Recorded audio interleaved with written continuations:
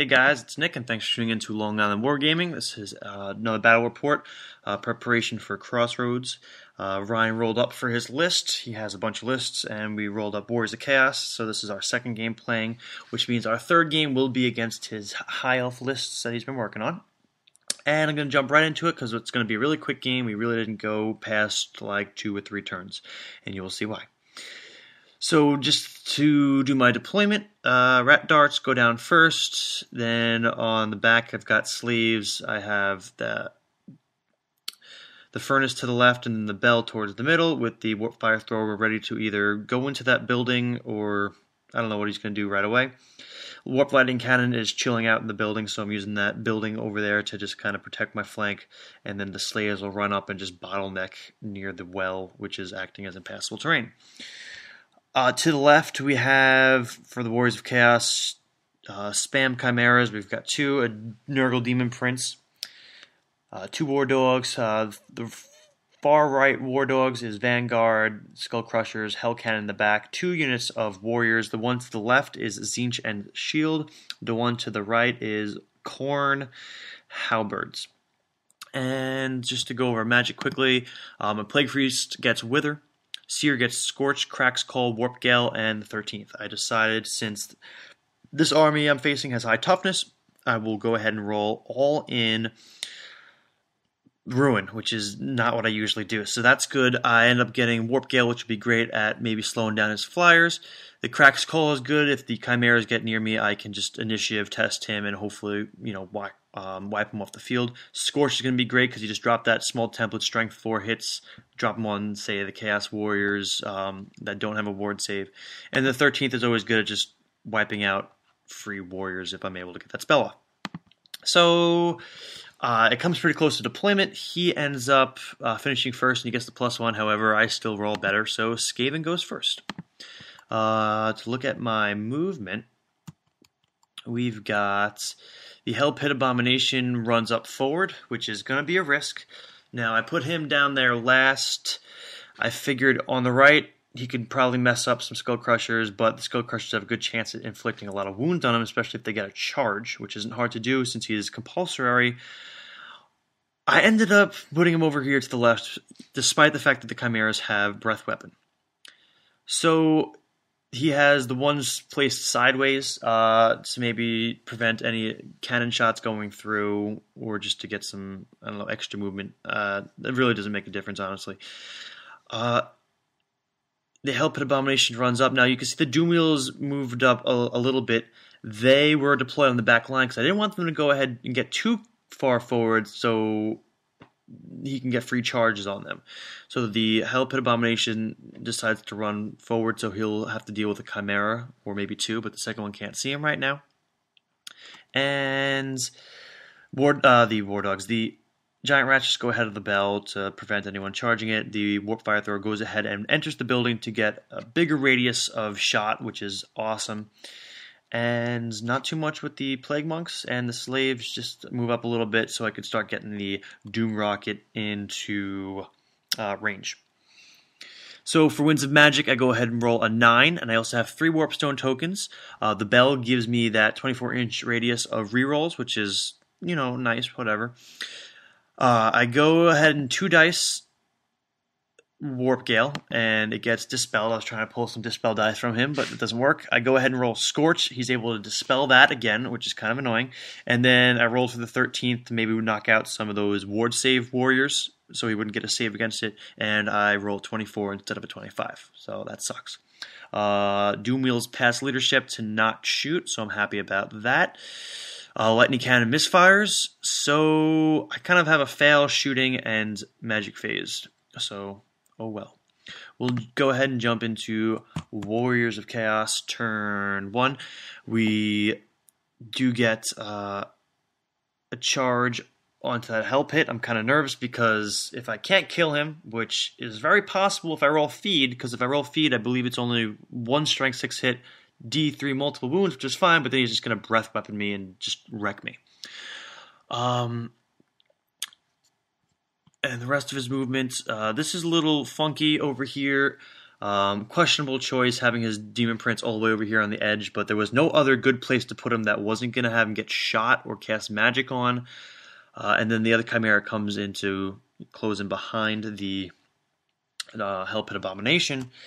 And the rest of his movement, the warriors go up, the dogs go up. And the reason why the Demon Prince didn't go anywhere else is because he would just get, not charged, but the Doom Wheel would come pretty close to the point where, I mean, I go ahead and roll an 8, a 6, or a 10. I could easily knock him out if he fails one of his ward saves, and he would get no armor save. So it isn't a bad idea hiding, but maybe going behind the warriors would have been good. But then if I got Warp Gale off, he would be useless. So for magic, Ryan rolls up. I don't remember what he rolls, but I know what spells he got. He got off Leech, and I dispelled it. I scrolled Soul Blight. For the most part, he was attacking the Plague Priest. And then he goes on and rolls a Caress. I believe he rolled 8, and then you subtract the Strength, if I'm correct, which is 4. So he gets 4 off, which is not a big deal because I've got a 4-up ward save, and then I've got Magic Res 2, so 2 up versus magic attacks. So he rolls his 4 dice, and he fails 2 of his ward saves, which is ridiculous. So he actually dies, which is pretty funny. And then the Hell Pit Abomination goes ahead and rolls Flailing Fists, and I just destroy the Chimera. So I was actually pretty happy about that. Didn't think I was going to do that well. So, moving into Skaven turn 2, movement compulsory. The Doom Wheel goes ahead and just rock and roll. He ends up rolling a 13, getting closer to those Skull Crushers than the dogs. The Skull Crushers were essentially positioned that if I went after the dogs, he would be able to see me and charge me, but hopefully the dogs would be closer than the Skull Crushers when the Doom Wheel goes ahead and moves. So that's interesting. So he's right there, ready to blow them up. And I have some Giant Rats to go into the War Dogs. The Doom Wheel goes ahead and makes a mad dash towards the Demon Prince and the Chimera, and then the Hell Pit Abomination has no choice but to go that way because he cannot pivot without touching anything, which is kind of annoying when you look at the way this is set up here. There's just nowhere for him to go. He can't pivot without hitting something, so I guess he had to go forward. It's kind of a cheesy way to prevent compulsory move from charging you if you can somehow lock up some units around him to prevent him from going a direction you don't want him to. So it's kind of silly. And I end up backing up the Plague Monks this way I can get a clear shot onto the Chimera. And the Doom Wheel, well, let's do magic quick. Dreaded 13th fails again. I was only able to get off enough dice to get the spell off. I used some Warpstone tokens along the way. In shooting, the Doom Wheel misfires, rolls a 2, and I believe takes 3 wounds, so he doesn't shoot anything.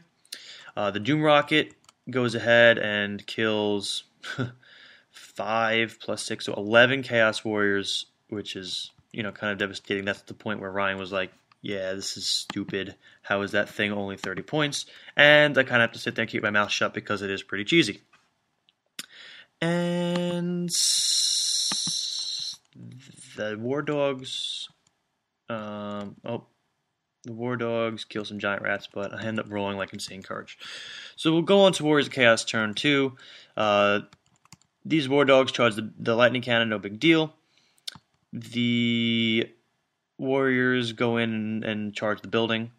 At this point, we're just kind of seeing, what Ryan could pull off before we just swipe the game, since I was able to also shoot and kill 2 Skull Crushers, which I forgot to mention, and knock out 2 wounds on the other one, so that Skull Crusher sitting on 1 wound. And Chimera comes in behind, the Demon Prince comes over here, hide from the Doom Wheel, I guess. I kind of don't really move anything up because there's no point to.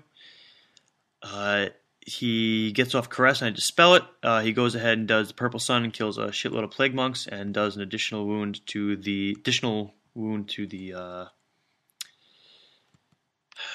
Doom Wheel. So Doom Wheel's sitting on 5 wounds somehow, so it ends up dying, I believe. I'm not sure, but he got off some spells which end up killing the Doom Wheel at some point. And he gets Dice back from the lore attribute, and then he goes ahead and Spirit Leeches the Bell, and nothing happens. Somewhere along the lines during this game, I know the Hell Cannon gets a direct hit on the Bell, hits the Grey Seer, but then the Grey Seer does his ward save, which is great, so I don't take D3 multiple wounds. So at that point, I mean, Ryan charges the Doom Wheel, but then I grind attack and kill him. And the Chaos Warriors take the building, but not a big deal because I end up casting some more magic and get Scorch Off onto those warriors near the well and kill a bunch of those. The Lightning Cannon does some damage, turn 3, and yeah, so kind of a messy game. It really didn't go any further because after killing Skull Crushers and the Hell Cannon deciding to fail his leadership test and make a mad dash towards the Doom Wheel, he really had no control of his army, and those 18 warriors I really wasn't afraid of at that point. He has his BSB in there, and I don't know. It really wasn't scary because I've got rats, 2 units of slaves, and an engineer that's just going to choke that unit up while I either shoot at it or cast magic onto it or whatever. And the Demon Prince just wasn't able to really do too much, and the Helped Abomination came flying backwards. So I'm sure there's going to be comments on the Demon Prince. I told Ryan he's just got to get him into combat real quickly, but it's just against the Bell unit, he would be useless because I would be getting challenge after challenge off, and he would have to accept, and the Grey Seer would be untouchable, and it would just be a grind fest. It wouldn't really be worth it against the Bell unit, I don't think, because he just would never kill the Bell, or the Grey Seer would just take rounds and rounds of combat. I mean, the Plague Monk unit would have been dead if we continued to play, because even after the Breath Weapon killed a shitload of guys, I don't know. It was kind of a wash of a game just based on some extra luck on the Skaven side, which is how Skaven has to play. If you don't get luck, then you usually lose the game. But I really just kind of ripped him apart before he even got to me. So I'm kind of happy with this list. I know I was discussing with some of you guys, do I keep the Furnace? Do I keep the Bell? Do I do 2 Furnaces? I don't know. I just like having the Bell because it just keeps the Grey Seer safe. Now, I am adding some heroes in that unit. That unit right now has 3 Chieftains. It has a BSB Chieftain hiding in the rear ranks, and then 2 guys hiding in the rear ranks that are ready to just run forward. I like this better than the Assassin. I know the Assassin has higher initiative, but you know what? At least in this army, if the Warriors got into combat with the Bell, I would have gotten 3 attacks at, equal weapon skill 5. So I would have been hitting on 4s, and I would have been wounding on 3s with strength 5 halberds. So, I mean, that would have been going at initiative 6 before Chaos Warriors, so I would have been able to chop a few up, especially with Frenzy and Halberds. He would have been getting a 6 armor save. I wouldn't have been upset. I mean, the Bell would have been kind of screwed if he decided to kill that, and if he did, I would have been, whatever. The Rat Ogre would have been able to, dish out some damage, so I don't know. It's just interesting how that all lines up. But those Warriors probably would have never met the Bell unit with all my, chaff to screw them over, and then Doom Wheel would have been coming backwards, and the Helped Abomination will be coming back. So, I don't know, just interesting game.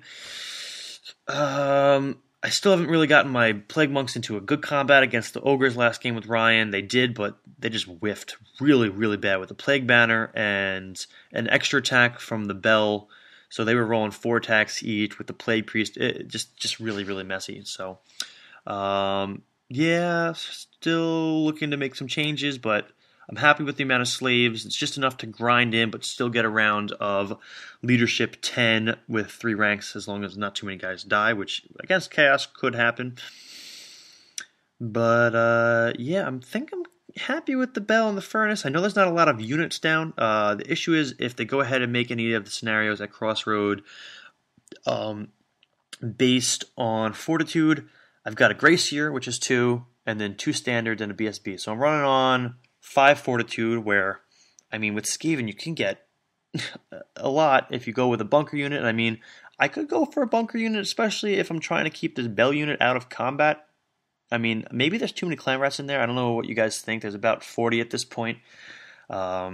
maybe I can chop that down a little bit and use the points elsewhere. Next game, I will be adding in the gutter runners. I'm going to try to run 6 or 7 gutter runners with slings and poison, so I'm going to have to cut some points anywhere just to see how that goes. But that's it, really. So kind of a quick game. So I'm going to be ending this off at 15 minutes. So comments and subscribe and like if you haven't already. And thanks for watching, guys.